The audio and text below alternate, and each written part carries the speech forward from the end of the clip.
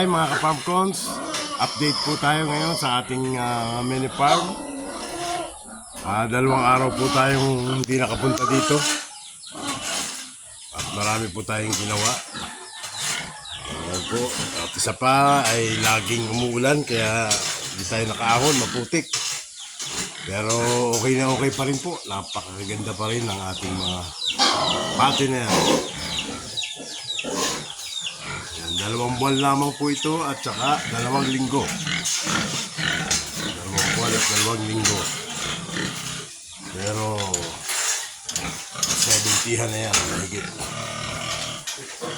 Ito naman po ating 3 buwan at 1 linggo. 80 na po.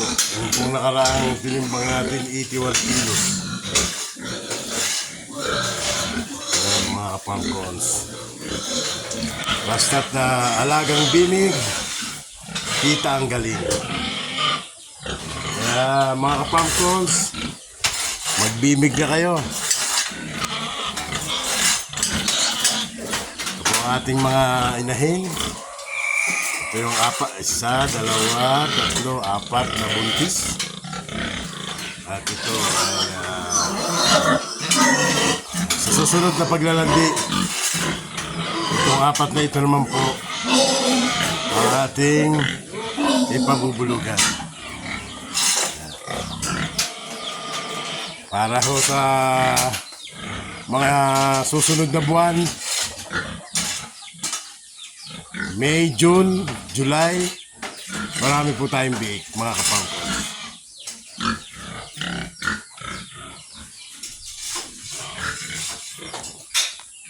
Yan po ang ating kabilang kulungan.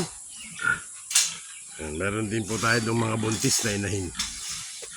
4 na native ang buntis. At 2 partner. 2 breeder. Pares pong buntis.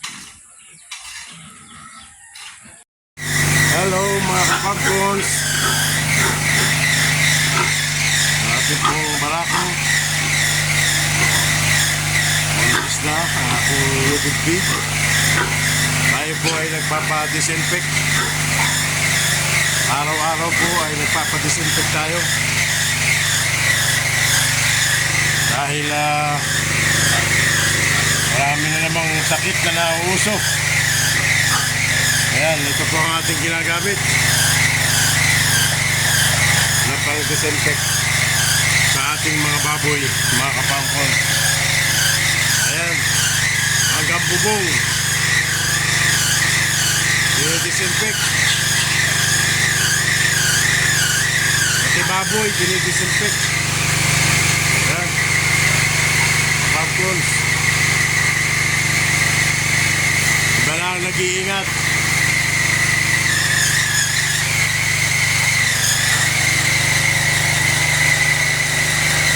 Ito yung ating mga ano yung nilangat yan?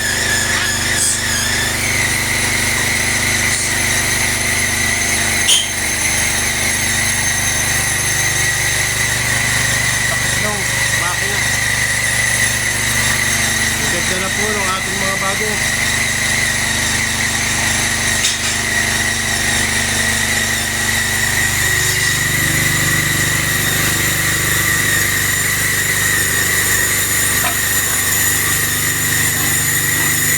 Ating inahing buntis.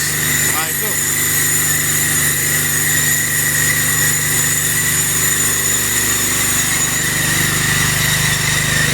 Ayan.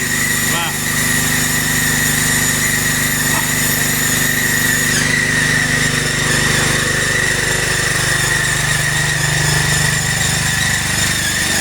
So, lalaki na.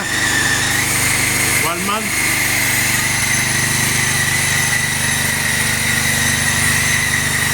Kain na kayo.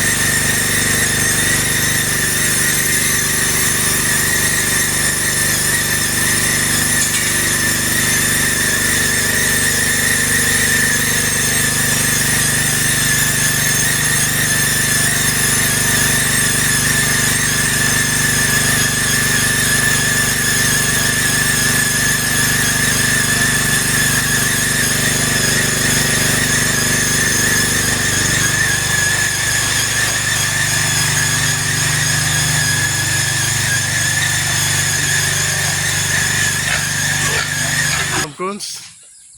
Maraming salamat sa inyong patuloy na pagsuporta kay Kafarm Cons. Yung hindi pa po nakaka-subscribe, please like and share and subscribe. Happy farming!